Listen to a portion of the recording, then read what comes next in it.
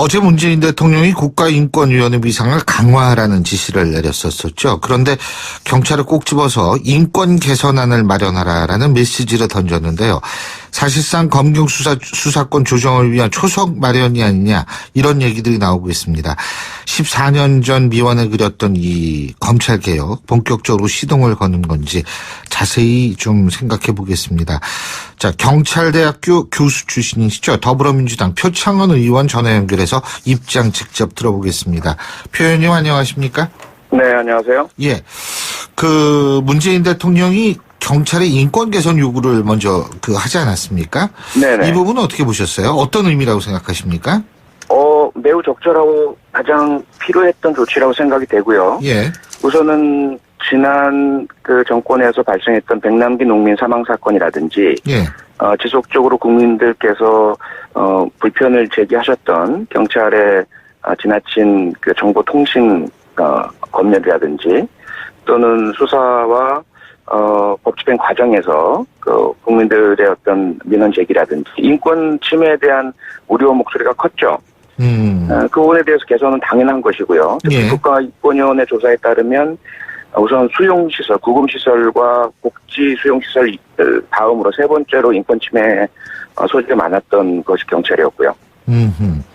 그래서 이제 이런 요구를 한 것이 당연한데, 제가 여쭤보는 거는 경찰의 이 소위 말해서 이 당근 같은 것을 주기 위한 하나의 초석 아니냐 이런 분석도 있거든요. 어떻게 보세요? 그 부분도 당연하다고 봐야 되겠죠. 우선 아까 말씀드린 것처럼 네, 인권 침해 여지 해소는 당연하지만 그것이 그냥 강조한다고 해서 해결될 가능성이 높진 않다. 그러면 말씀하신 당근이라고 이야기되는 수사권의 조정이 화두로 떠올랐지 않습니까? 예. 그런 차원에서 이게 실현되려면 경찰에 지금 가해지고 있는 불신 이 부분이 해소가 되어야 가능하다. 그러므로 경찰 먼저 인권 침해 여지를 해소하는 제도적 보완책과 국민 신뢰 확보를 해라. 그러면 그 이후에 아마 수사권 조정 논의가 순조로워질 것이다. 이런 신호로도 해석할 수 있다고 봅니다. 예, 그렇군요. 조국 민정수석도 경찰 내 인권 문제, 경찰 내부에서 선제적으로 방안을 마련해야 된다 이런 얘기도 했거든요. 네네. 어떤 방안이 있을 수 있을까요? 이런 아까 문제 제기를 쭉 해주셨는데. 우선은 경찰 전반적으로는 인권 의식 수준 향상을 위한 그런 교육 강화도 있고요. 네. 제도적으로 보자면 수사 부분과 비수사 부분의 분리, 기능적인 부분과 인사 부분의 분리도 있고요. 그리고 특히 경찰관들의 어떤 인권 침해, 내부적인 인권이 침해되고 있는 요소들이 너무 많기 때문에 인권 침해된 경찰이 국민을 향해서 또 인권을 침해한다는 여지도 있죠. 예. 이 부분은 감찰 조직이 지나치게 지휘권의 도구로 사용되는 부분도 해소돼야 될 부분이 있고요. 네, 그리고 외부적으로 보자면 앞서 말씀해 주셨던 인권위원회의 위상 강화와 그러한 인권위원회의 권고를 경찰이 반드시 수용할 수 있는 제도적 방안. 그리고 경찰 내부에서도 경찰인권위원회가 있거든요. 예. 이 외부 전문가들을 초빙해서 경찰의 인권 수준 향상을 위한 조언도 듣고 자문 정책에 대한 그런 심의도 받고 하는데 이 위원회의 위상이 대단히 약화돼 있었습니다. 이 부분을 강화시키는 방안도 있죠. 예. 우리 표창원 의원께서도 경찰대 교수 하시고, 네. 이 학위하시기 전에 이 경찰에 잠깐 계셨었죠. 네, 그랬습니다. 그렇죠. 그때하고 지금하고 이렇게 비교해보면 그래도 지금 좀 많이 낮은 건 사실이죠. 그죠? 인권의 이런 측면에서. 그죠? 그럼요. 거의 상점 벽해 수준이라고 볼 수 있죠. 근데 물론 더 나아져야 되지만, 예. 당연합니다. 당연합니다. 네. 자, 이 경찰 인권 얘기하실 때 아까 제일 먼저 드신 사례가 백남기 농민 사망 사건입니다. 그죠? 네, 네. 근데 이제 인권위에서는 경찰에 2차례나 물대표 사용 기준을 제대로 마련해라 이런 얘기를 했는데 네. 이게 잘 수용이 안 됐었던 모양이에요. 예? 네, 그랬습니다. 예. 우선은 물대포라고 하는 살수차죠. 예. 물을 뿌려서 시위대와 경찰 간의 거리를 확보해서 사실은 그것이 충돌을 막고자 하는 도구인데 직접 사람에게 살포하는 직수라고 하죠. 예. 직수 방식이 대단히 위험한데 그 직수를 해야 할 요건들을 강하게 정하고 기계적 장치로도 그것을 어렵게 만들고 수압도 조절이 충분히 가능하도록 해야 한다. 이러한 지적이었고요. 저희 국회 안전행정위원회에서도 지속적으로 이러한 개선 방안에 대한 요구를 했었습니다. 예. 그런데 경찰에서는 그렇게 한다면 그 살수처 운영, 물대포 사용의 효과성이 떨어진다라는 판단이어서인지 개선을 계속 하지 않고 이어져 왔던 것이죠.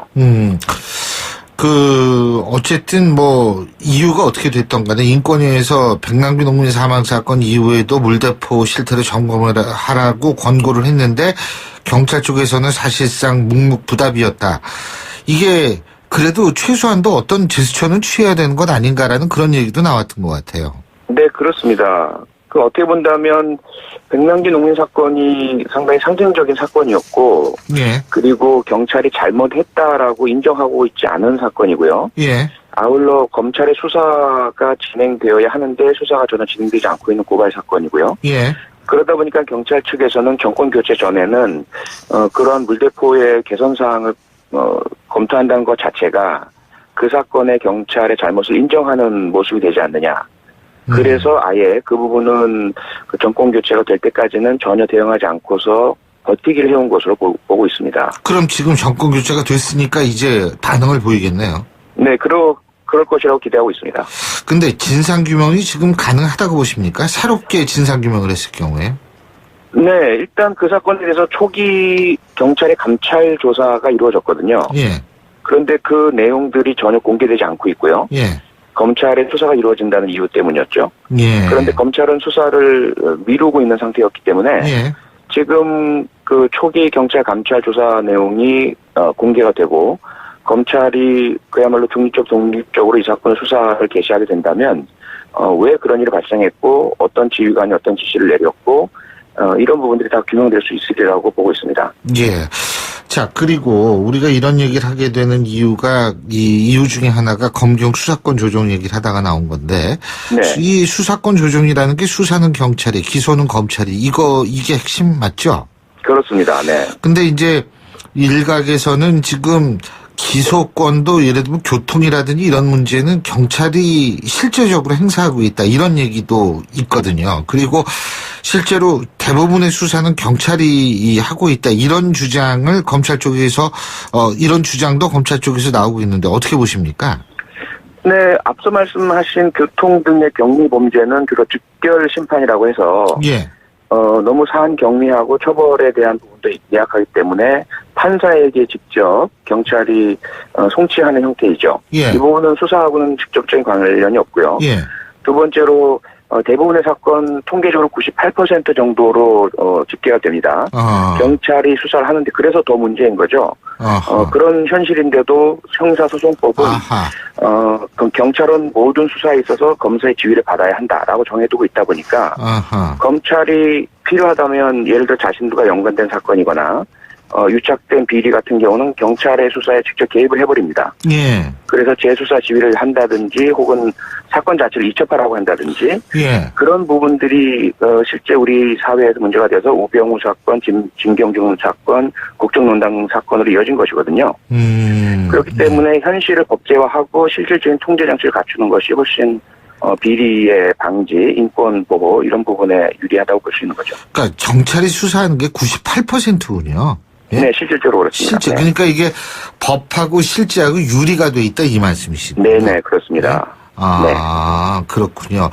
근데 이게 만약 이제 이 실제와 법을 이렇게 그 간격을 이렇게 좁히게 된다라고 했을 때요. 예? 네. 그렇게 되면은 검찰은 수사를 이제 안 하게 되는 거죠. 수사를 안 하게 될 수도 있는데요. 네. 지금 나온 방안들을 보면 꼭 그렇지는 않고요.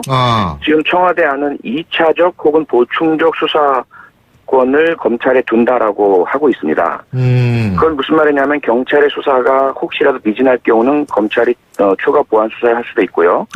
또는 경찰 등의 범죄 혐의가 있을 경우는 검찰이 경찰에 대한 수사를 할 수도 있다는 이야기죠. 예. 그러니까 이걸 정리해 보면은 원칙적으로 수사는 경찰이 하되 예. 네.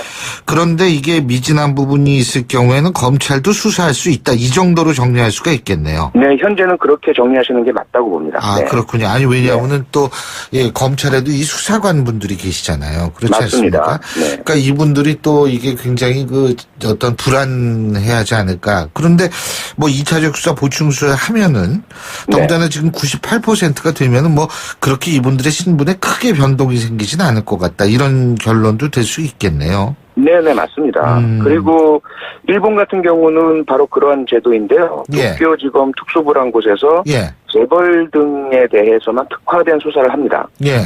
그런 아. 것처럼 우리 검찰도 예. 실제 검찰이 적합화되고 필요한 부분에 그 수사력을 집중해서 운영하면 훨씬 더 국가 전체적으로도 도움이 될 것입니다. 예, 그렇군요.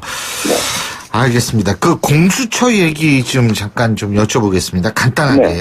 네. 이 공수처, 이거 어떻게 보십니까? 네, 고위공직자 반드시 비리수사처죠. 도입되어야 하고요. 예, 예, 쉽게 설명드리면 지난번 박영수 특검이 예, 상시적으로 존재하게 된다. 이렇게 보시면 가장 이해가 쉬울 것 같습니다. 예. 근데 특별감찰관하고는 그럼 어떻게 다른 겁니까? 특별감찰관은 청와대 소속으로 주로 청와대 내에 아하. 문제 사건만 예. 감찰하는 기관이죠. 수사기관은 아니고요. 예, 그래서 문제가 발견되면 이제 고발을 해서 수사를 이어지게 만드는 아하. 내부 감찰 조직이고요. 예. 공수처는 전체적인 고위공직자, 국회의원 그런 지정된 사람들의 범죄 혐의에 대해서만 수사를 하는 특화된 수사기관입니다. 그리고 독립적이고요. 그렇습니다. 예, 네. 예, 잘 알겠습니다. 오늘 말씀 여기까지 듣겠습니다. 고맙습니다. 네, 고맙습니다. 예, 지금까지 경찰대 교수 출신이시죠? 더불어민주당 표창원 의원이었습니다.